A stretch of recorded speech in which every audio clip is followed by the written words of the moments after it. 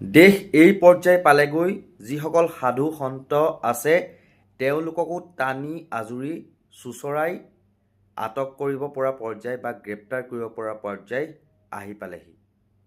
আজি যিগৰাকী সাধু বা বাবা স্বামী অভিমুক্তেশ্বৰানন্দ, তেওঁ কোনো ডিফেণ্ডাৰ নাই, তেওঁ কোনো ফ্লাইটত উঠি পেলাই বিদেশ ভ্ৰমণ নকৰে, বা তেওঁ দামী কাপোৰো নাই, বা তেওঁ হিন্দু ৰাষ্ট্ৰও দাবী কৰা নাই।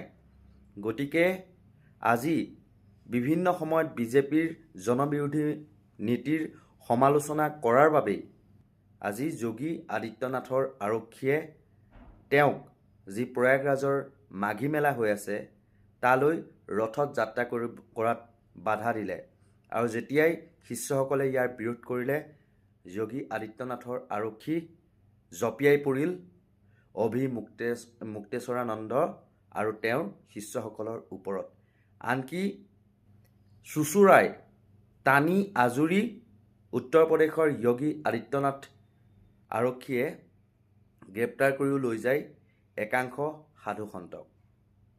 আজি বাঘেশ্বৰ বাবাই হওক বা অন্যান্য যিসকল বাবা আছে, যিসকলে বিজেপিৰ হৈ কথা কয়, কাৰোবাক গালি দি দিয়ে, কোনো মুছলমান অভিনেতা অভিনেত্ৰী বা ষ্টাৰক গালি দি দিয়ে, বা যিসকলে হিন্দু ৰাষ্ট্ৰৰ দাবী কৰে তেওঁলোকে আজি এটা সচ্ছল জীৱন যাপন কটাই আছে।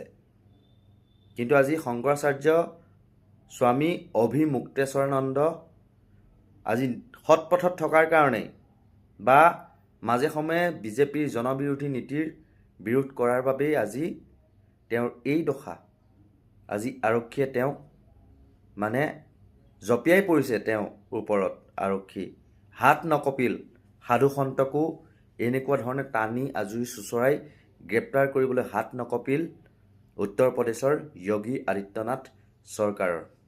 দেশ কোন দিশলৈ গতি কৰি আছে এবাৰ সময় থাকোঁতেই চিন্তা কৰক।